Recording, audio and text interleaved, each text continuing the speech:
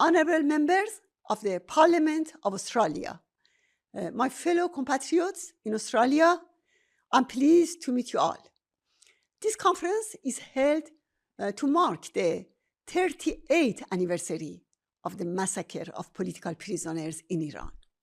In July 1988, Khomeini, the founder of religious dictatorship in Iran, issued the decree for the execution of members of the People's Mujahideen Organization of Iran in prisons across the country. He ordered that PMOI prisoners who remained steadfast in their positions be executed immediately. This referred to those who, despite years of torture and abuse, refused to abandon the struggle for the freedom of the Iranian people.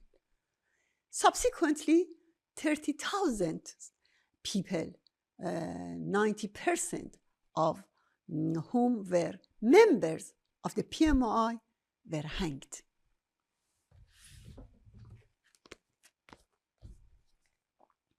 This book contains the names of 5,000 PMOI members who were massacred.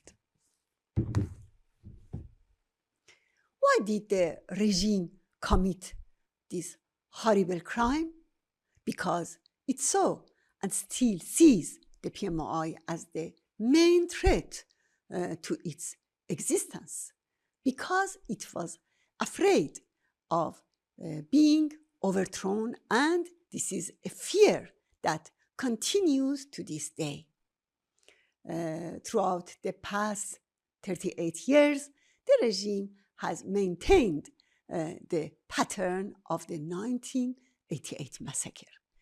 Every time it brutally suppresses the people's resistance and uprisings. Despite all these, the resistance to change the regime continues. The people continue to rise up in protests.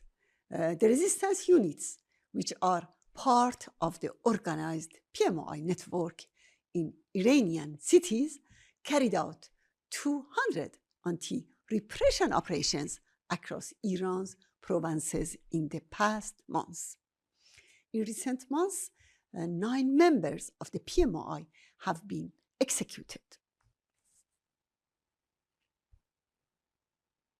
In conclusion, I would like to express my sincere appreciation for the initiative and efforts of Mr. Rob Mitchell and other distinguished lawmakers and dignitaries in support of the Iranian resistance. Thank you all very much.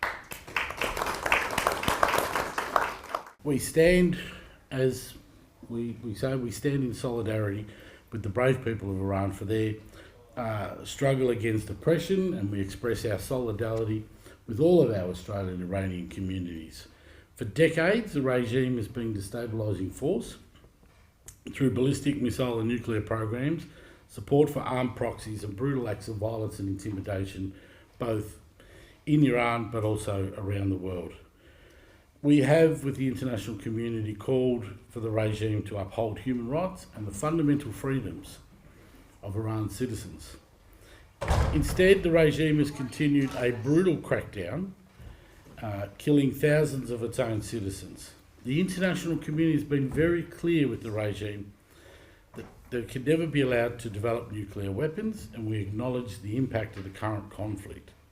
As we gather, we remember there are tens of thousands who have lost their lives as a result of political oppression in Iran. And tragically, 30,000 political prisoners were massacred in 1988, which is 38 years ago this month. And it's time we should reflect on that important milestone. Mrs. Rajavi raised the question of why does the clerical regime refuse to stop the execution? Because it fears the freedom fighters and it fears its own people. And when a regime is reduced to killing its own people, fairly clearly evidence that it's lost its capacity to sit at the table of civilised nations. we believe that ultimately the aspirations for freedom of the Iranian people will prevail. And I want to make one thing clear. Over the years, and one thing I've learned is that the Iranian people do not want to replace one dictatorship with another one. So we had the Shah's dictatorship, we've had the clerical dictatorship, and we don't want to return to another Shah's dictatorship. And so an imposed solution from outside of Iran, from the southern United States, to say here is the Shah's son, that's not going to work either. What the Iranian people want is democracy. They want human dignity, equality, justice, the rule of law, and the right to determine their own future. I believe it's time that Australians need to stand on the right side of history, to stand proudly alongside the Iranian people and support their long struggle against dictatorship in all its form, whether that be religious or monarchical.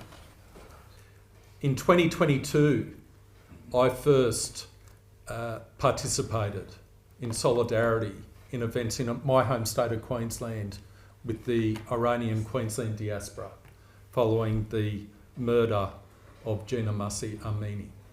And I walked the streets of Brisbane with the Iranian community. I got to learn their stories and their continuing struggle for freedom and democracy, and I've been on that journey with them ever since, and I will continue to be on that journey with the Iranian people until they can secure that freedom, democracy and peace. I'd like to thank everyone here from the Iranian Australian community.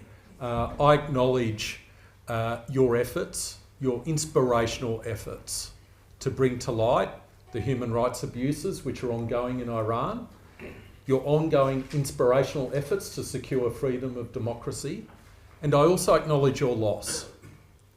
And I have met and spoken with people who have loved ones who are in this book, and I've heard their stories, and it's heartbreaking. So you have my 100% support. You will always have my 100% support. And I just want to say to those in Australia, any attack on you and your freedoms, to freedom of expression, for what you're doing advocating for the people of Iran, any foreign interference, transnational repression, any attack on you is an attack on me as an Australian parliamentarian.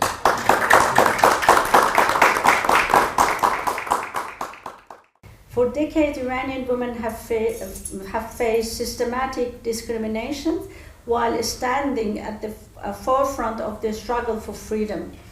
In such a patriarchal society, Mrs. Maryam Rajavi's leadership and plan for women represents an important transformation, showing the women are not only participants in democratic change, but they can lead it.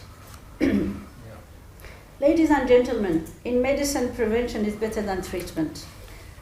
When we recognize warning signs, we act before a patient reaches a critical stage. The same principle applies to human rights.